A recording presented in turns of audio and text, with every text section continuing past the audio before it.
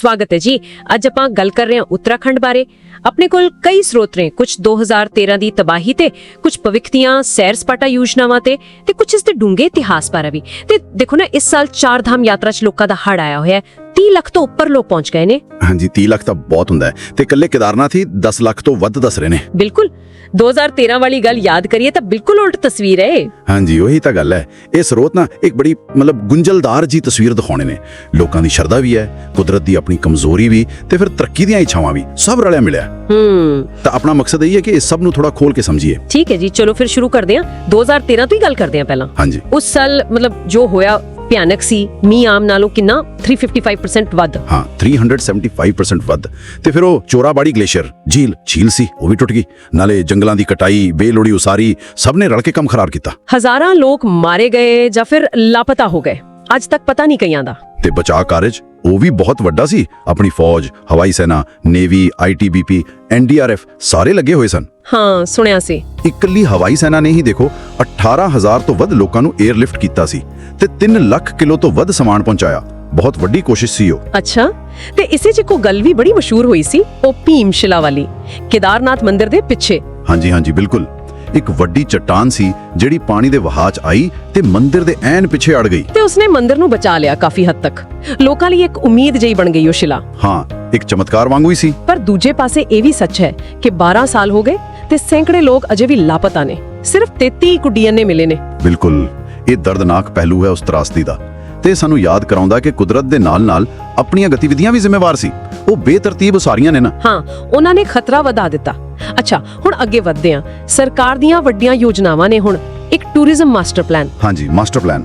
ਟੀਚਾ ਰੱਖਿਆ 2030 ਤੱਕ 6.5 ਕਰੋੜ ਸੈਲਾਨੀ ਹਰ ਸਾਲ। 6.5 ਕਰੋੜ? ਇਹ ਤਾਂ ਬਹੁਤ ਵੱਡਾ ਟੀਚਾ ਹੈ ਨਾ?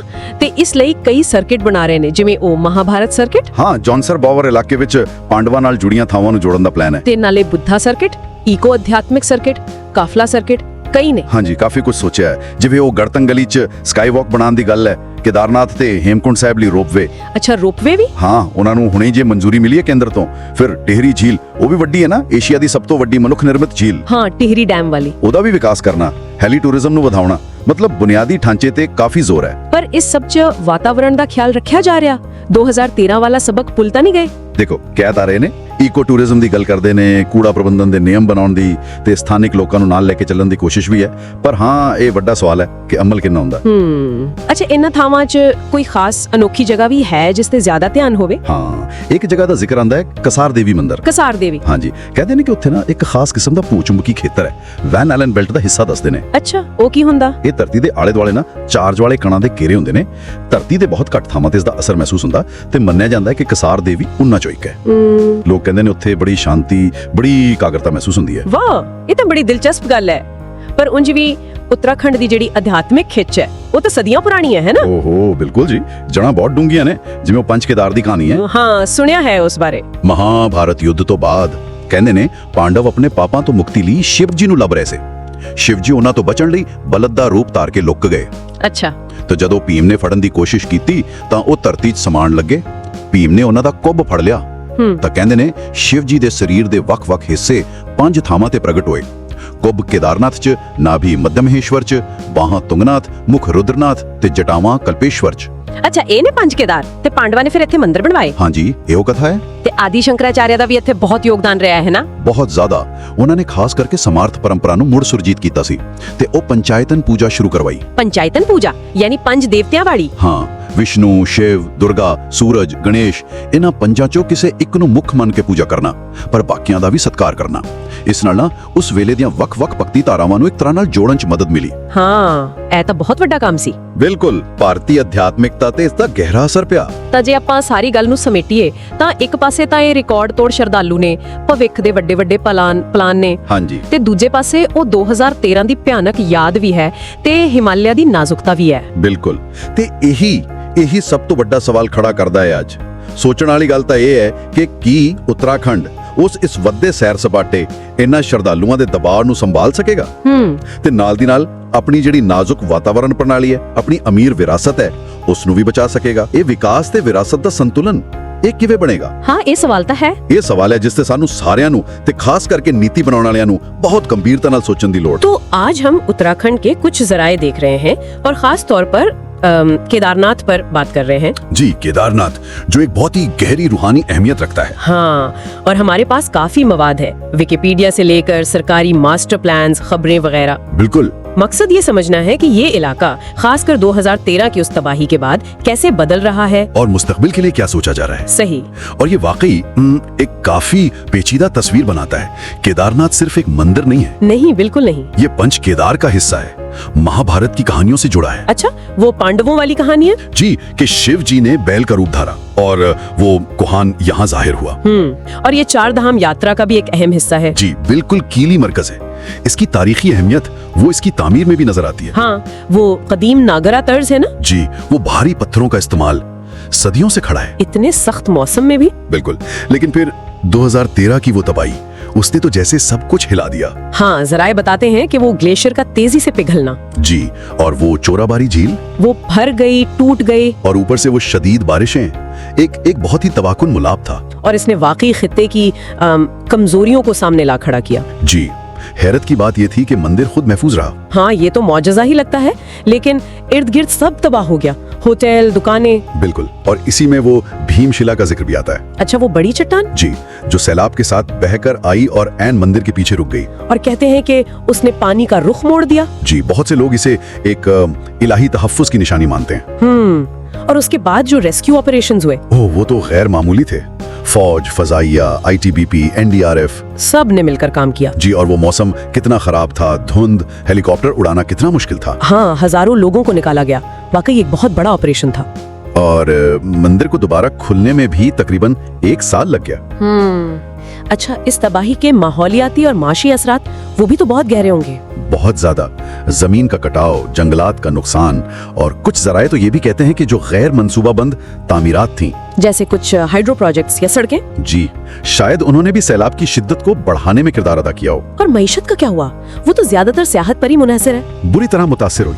केदारनाथ आने वालों की तादाद एकदम गिर गई। तो इसी पस मंजर में अब हम ये बड़े बड़े तरक्याती मंसूबे देख रहे हैं। जी, एक तो केदारनाथ रीडेवलपमेंट मास्टर प्लान है। इसका क्या मकसद है बुनियादी तौर पर? इसका जोर है केदारनाथ को एक मिसाली यात्री शहर बनाना, बेहतर सहूलियात, आफात से महफूज इंफ्रास्ट्रक्चर और माहौल का तहफ्फुज भी। जी, ये भी एक अहम नुक्ता है। फिर वो वसी तर उत्तराखंड टूरिज्म मास्टर प्लान है। अच्छा, पूरे उत्तराखंड के लिए? जी, उसमें नए तस्वुरात हैं, जैसे क्लस्टर्स और सर्किट्स।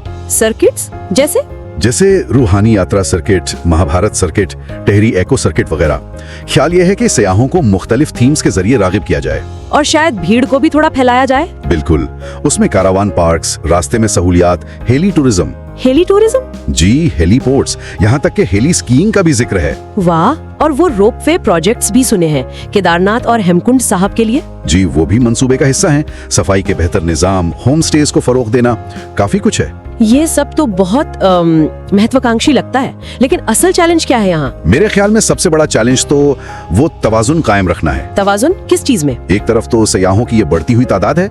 जराए बता रहे हैं 2025 में 4 धाम यात्रा में 30 लाख से ज्यादा लोग। 30 लाख? और केदारनाथ में 10 लाख का हिंसा उबूर? जी, और दूसरी तरफ इस इलाके की कैरियंग कैपेसिटी, यानी ये नाजुक माहौलियाती निजाम कितने लोगों का बोझ उठा सकता है? बिल्कुल, बगैर नाकाबिले तिलाफी नुकसान के। और माहौलियाती फसाद तो सिर्फ तादाद तक नहीं है, वो ग्लेशियर्स का पिघलना। जी, ग्लोबल वार्मिंग की वजह से इससे वो GLOFs का खतरा बढ़ रहा है। GLOFs यानी ग्लेशियर पिघलने से बनने वाली झीलों का अचानक फटना। जी, और उससे फिर अचानक सैलाब आ सकता है। ये तो बहुत संजीदा बात है। बिल्कुल, उसके साथ साथ वो मजहबी तकद्दुस को बरकरार रखने का चैलेंज भी है। अच्छा, वो खबरें थीं कि यात्रा के रास्तों पर कुछ गैर रिवायती चीजें हो रही थीं। जी, जैसे शराब या गोश्त वगैरह की फरोख्त।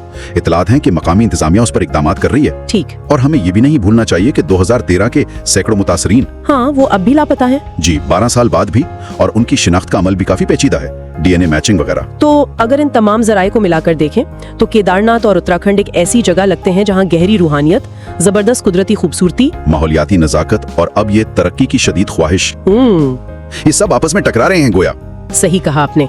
2013 की तबाही एक बहुत अलमनाक याद दहानी थी, लेकिन इसने ज्यादा महफूज और पायदार तरक्की की जरूरत को भी बहुत शिद्दत से उजागर किया। तो अब सवाल ये है कि क्या ये नए मंसूबे वाकई माहौल और रूहानी विरसे को अव्वलीन तरजीह देंगे, या फिर मुआशी दबाव वो गालिब आ जाएगा? यही असल इम्तिहान है। और ये हमें इस आखिरी एक गौर तलब नुक्ते पर छोड़ जाता है कि क्या ये बढ़ती हुई सियाहत और ये जदीद तरक्याती मंसूबे, क्या ये उस मुकद्दस मुकाम की असल रूह और उसके कुदरती माहौल को हमेशा के लिए बदल देंगे? या क्या इंसान यहाँ फितरत, अकीदत और तरक्की के दरमियान कोई नया काबिल अमल रास्ता तलाश कर पाएगा? दोस्तों, आज कहानी उस चमत्कार की जहां सैलाब के सामने पहाड़ झुक गया लेकिन मंदिर अपनी जगह पर खड़ा रहा। नमस्ते। क्या आप विश्वास करेंगे कि 2013 की भयानक बाढ़ में जब मंदाकिनी नदी का सैलाब सब कुछ अपने साथ बहा ले जाने पर तुला था, तब एक विशाल चट्टान, जिसे आज भीमशिला कहते हैं, रहस्यमयी तरीके से मंदिर के ठीक पीछे आकर एक ढाल की तरह खड़ी हो गई।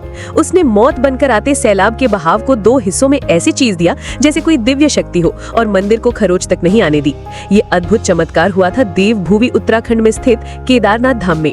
हिमालय की गोद में 3583 मीटर की बर्फीली ऊंचाई पर बना ये मंदिर भगवान शिव के 12 ज्योतिर्लिंगों में से सबसे ऊंचा और शक्तिशाली माना जाता है। इसका इतिहास कोई 100-200 साल नहीं बल्कि महाभारत काल से जुड़ा है। कहते हैं कि महाभारत के महायुद्ध के बाद पांडव जीत तो गए थे, लेकिन अपनों को खोने के गम और हत्या के भारी बोझ तले टूट चुके थे। अपने मन की शांति और इस पाप से मुक्ति पाने के लिए वे व्याकुल होकर भगवान शिव का आशीर्वाद लेने आए, लेकिन शिव उनसे नाराज थे और उनसे बचते हुए एक बैल का रूप धारण कर लिया। जब पांडवों ने उन्हें पहचान लिया तो शिव जमीन में समाने लगे, लेकिन बलशाली भीम ने उनका कुबड़ यानी पीठ का हिस्सा कसकर पकड़ लिया। वही कुबड़ आज यहाँ एक शंखवाकार चट्टान के रूप में पूजा जाता है, जो हमें याद दिलाता है कि सच्ची भक्ति के आगे भगवान भी झुक जाते हैं। आज भी ये सोचकर हैरानी होती है कि हजारों साल पहले, जब कोई आधुनिक मशीनें या टेक्नोलॉजी नहीं थी, तब इतने भारी और बड़े बड़े ग्रे पत्थरों को तराश कर इतनी दुर्गम ऊंचाई पर यह भव्य मंदिर आखिर कैसे बनाया गया होगा? इस मंदिर को 8वीं शताब्दी में जगत गुरु आदि शंकराचार्य ने बनवाया था, जो आज भी भारतीय वास्तुशिल्प का एक जीता जागता चमत्कार है।